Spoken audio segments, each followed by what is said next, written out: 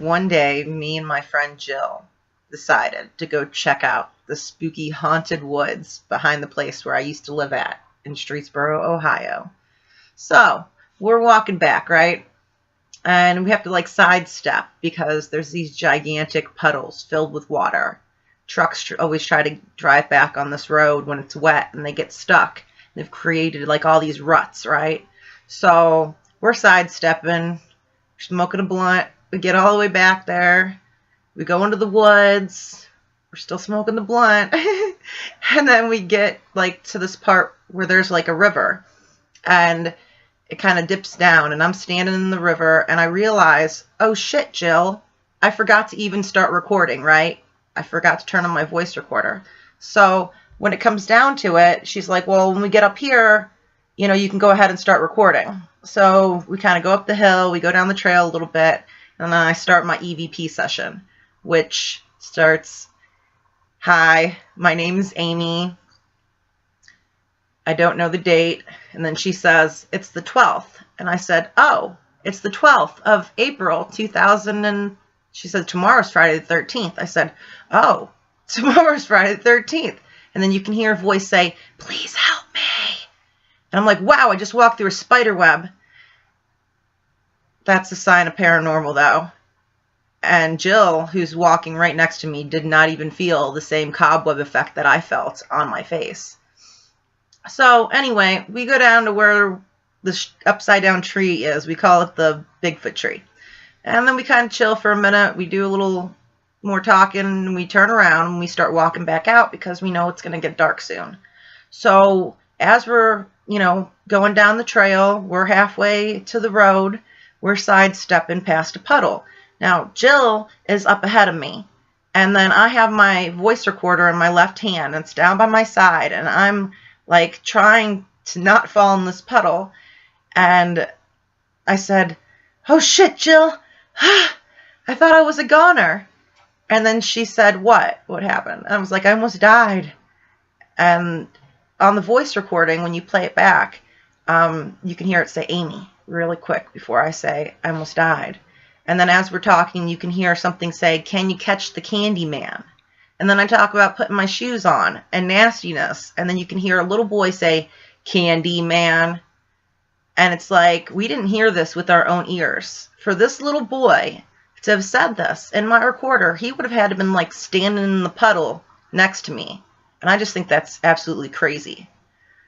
I mean, I did research on the Candyman, and, back in the day, I'm not really sure if they knew who that was, like who we would think the Candyman is today. I'm not even sure if I should just keep repeating the word Candyman in my home.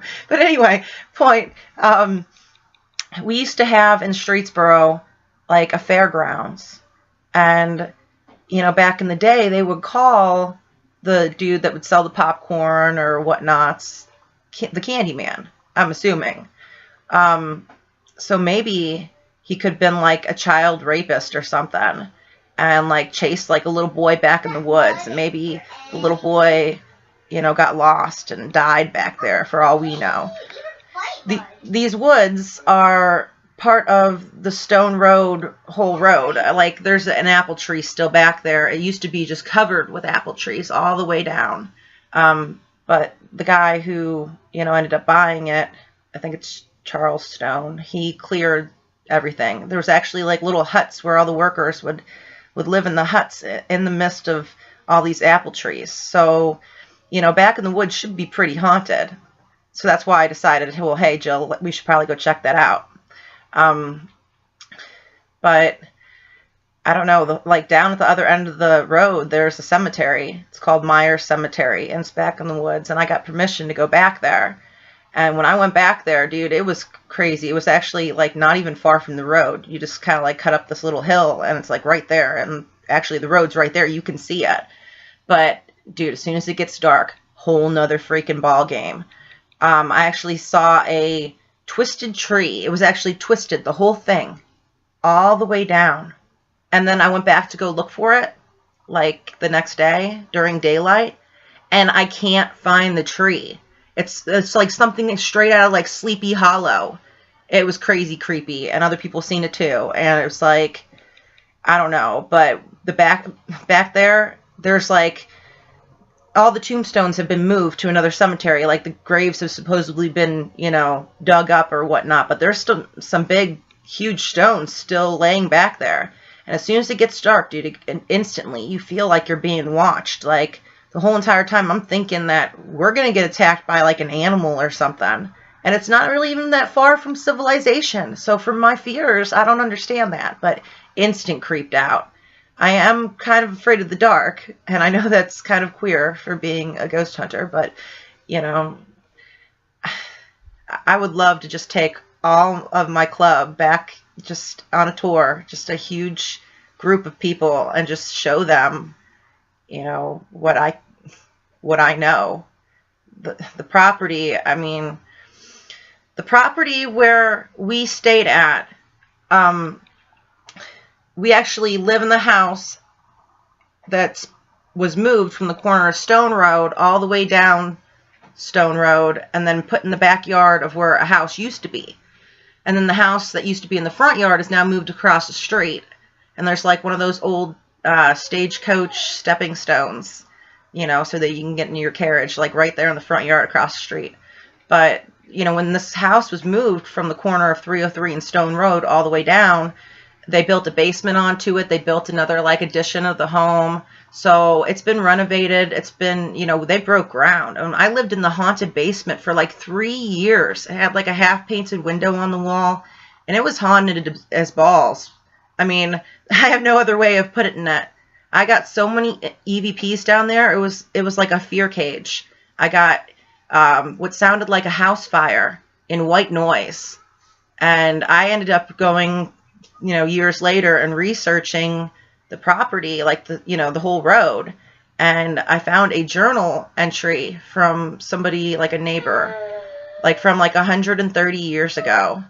And they wrote something along the lines of, yesterday, Lewis N. Stone's house burned down, that the parents got out alive, and that the children were trapped upstairs, and that the boy had broken a window and jumped out and thought that his sister, Sarah Stone, was right behind him. But she ended up perishing in this fire. And, you know, when I listened to this white noise, I actually was writing down pages of what I was hearing. And it sounded to me like the parents were outside the house and they're screaming like, "Oh my God, where are the kids? Oh my God, the house is on fire. Where are the kids?" And they're freaking out. And then it kind of like flips to the inside and you could hear like the static like start roaring like extra loud. And then you just hear somebody say, "Come on, we got to get out of here." And then you hear somebody else say, "No, I can't get out of bed. Go on without me." Another one says, "I'm not leaving you." And then it just cuts to static. And I couldn't find any more words in the static. I looked through lots of EVPs afterwards and nothing. So like genuinely, I thought that I just heard two kids die in a house fire. And I was freaked out, like so freaked out that I told myself I was never, ever, ever gonna listen to white noise again. So yeah, I decided not to. And when I found that journal entry, dude, mind blown. And that's what I was doing in the Hudson, Ohio library in the historical section. I was just like, just walking around, just mind blowing. My friend wasn't too happy about that. She was kind of embarrassed. But, you know, I get home and I go on like historicalmapatlases.com or something. And I research and look for an old map of Streetsboro, Ohio. And like right about where the house sits that I stayed in that basement sits the property of Lewis N. Stone. Just freaking mind blown, dude. I'm like the best paranormal investigator ever.